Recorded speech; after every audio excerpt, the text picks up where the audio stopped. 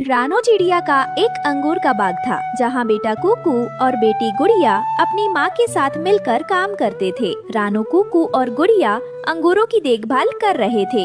रानो बहन, आपके अंगूरों की बात ही अलग है। इन्हें खाकर कई बीमार पक्षी ठीक हुए हैं। धन्यवाद बहन, मेरी बस यही इच्छा है कि ये सभी के काम आए। दूर एक पेड़ पर कालू कौवा बैठा था, उसके साथ भुल्ला चील भी था। ये चिड़िया मेरी ताकत को चुनौती दे रही है।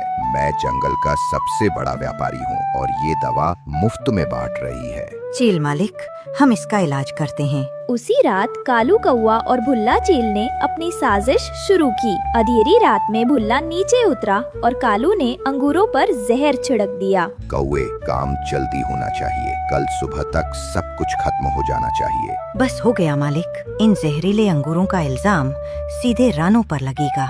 वे दोनों उड़ जाते हैं। पास की झाड़ियों में ज़ेबरा आराम कर रहा था। उसने उड़ते हुए भुल्ला चील को देखा, पर साजिश को समझ नहीं पाया। अगली सुबह एक भयानक खबर जंगल में फैल गई। बाजार में हंगामा था। कुछ छोटे पक्षी रानो के अंगूर खाकर बीमार पड़ गए था। रानो ने हमें धोखा दिया। उसने अपने अंगूरों में जहर मिलाया है। नहीं, मैंने ऐसा नहीं किया। मुझे फंसाया जा रहा है। माँ, ये लोग क्या कह रहे हैं? रानो चिड़िया, चुप रहो। तुम पर जंगल के स्वास्थ्य को बिगाड़ने का गंभीर इल्जाम है। तुम्हें जेल जाना होगा। रानो को बेगुनाह होते हुए भी उसके बच्चों के सामने ही जेल में डाल दिया गया। ये दृश्य बहुत दर्दनाक था। माँ, हमें छोड़कर मत जाइए। मेरे बच्चों, हिम्मत रखना, मैं निर्दोष हूँ। जल्द ही वापस आऊंगी। हरियाली बहन, मेरे बच्चों का ध्यान रखना। आप चिंता मत कीजिए रानो बहन, हम इन्हें संभालेंगे। रानो का उदासी से भरा चेहरा दूर जाने लगा। तोता परिवार ने कुक्कू और बुढ़िया को संभाला। बच्चों का दुख असहनीय था। हरियाली तोती और हरिया तोता ने कसम खाई कि वे रानो को छुड़ाएंगे। उनके साथ ज़ेबरा, जो न्याय पर विश्वास करता था, भी शामिल हो गया। हमें असली सबूत खोजना होगा। उस जहर की बोतल या कोई गवाह। मैंने उस रात भुल्ला चील को बागान के ऊपर उड़ते देखा था। मैं अपनी जान दांव पर लगा दूंगा, पर रानो को न्याय दिलाऊंगा।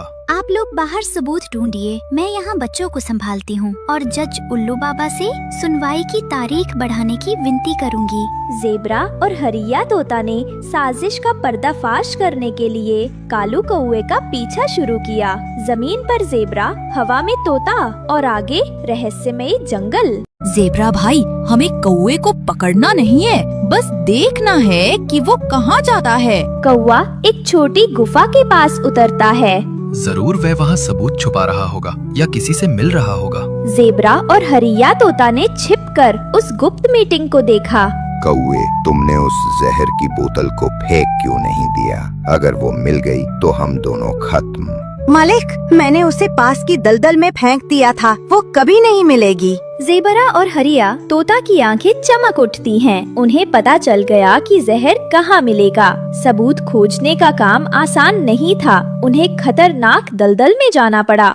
यहाँ बहुत बदबू आ रही है। ज़ेबरा भाई, ध्यान से। मैं जानता हूँ।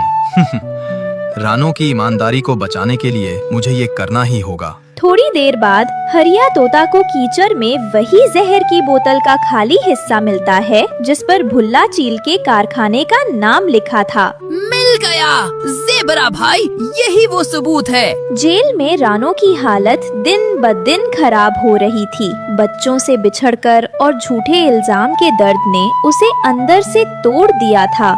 कुकू, गुड़िया, मेरी गुड़िया का ख्वाब, मैं शायद अब तुम्हें कभी नहीं देख पाऊंगी। मेरे बच्चे भूखे होंगे। हरियाली तोती जेल से कुछ दूरी पर एक पेड़ के पीछे छुपकर रानो को देखती है। वो खुद को रोने से रोक नहीं पाती है। हमें जल्दी करनी होगी। अगर सुनवाई में देर हुई तो रानो बहन टूट जाएंगी। जज उल्लू बाबा की अदालत में सुनवाई का अंतिम दिन था। भुल्ला चील बहुत आत्मविश्वास में था। जज उल्लू बाबा बैठे थे। भुल्ला चील रानो को दोषी साबित करने की कोशिश कर रहा था। रानो चिड़िया एक अपराधी है हुजूर। उसने जानबूझकर जहर दिया। ठीक तभी ज़ेबरा और हरिया तोता सबूत लेकर अदालत में तेजी से आते हैं। रुकिए, हमारे पास सबूत है। भुल्ला चील घबरा जाता है और हमला करने के लिए उड़ता है। अदालत का माहौल अचानक जंग में बदल गया। भुल्ला चील जेब्रा पर हमला करता है। जेब्रा अपनी शारीरिक ताकत का इस्तेमाल करके चील को अपने मजबूत पैर से जमीन पर धक्का देता है। मैं तुम्हें सच छुपाने नहीं दूंगा। जेब्रा अपनी शारीरिक ताकत का इस्तेमाल करके चील को अपने मजबूत पैर से जमीन पर धक्का देता है। हरिया तोता तुरंत सबूत, वह जहर की बोतल जज उल्लू बाबा को सौंप देता है। ये क्या? ये तो भुल्ला चील के कारखाने का निशान है। भुल्ला चील भागने की कोशिश करता है पर जेब्रा उसे पकड़ लेता है। सच्चाई सामने आ गई। भुल्ला चील और कालू कौवा को सजा दी गई। रानो को बेगुनाह घोषित किया गया। रानो जेल से बाहर आती है। कुकू और गुड़िया दौड़कर अपनी माँ से लिपट जाते हैं। माँ, आप वापस आ गई। हाँ मेरे बच्चों, मैं वापस आ गई। मैं तुम्हें कभी अकेला नहीं छोड़ूंगी। रानो चिड़िया, मैं आपसे माफी चाहता हूँ। आपकी ईमानदारी की जीत हुई। रानो बेगुनाह थी, लेकिन जेल की सजा और बच्चों से बिछो का दर्द उसके चेहरे पर एक उदासी की लकीर छोड़ गया। जेब्रा, तोता परिवार और सभी दोस्तों ने उसे सहारा दिया और रानो ने एक बार फिर विश्वास के साथ अंगूर की खेती शुरू की, ये जानते हुए कि सच्चा प्यार और ईमानदारी कभी नहीं हारती।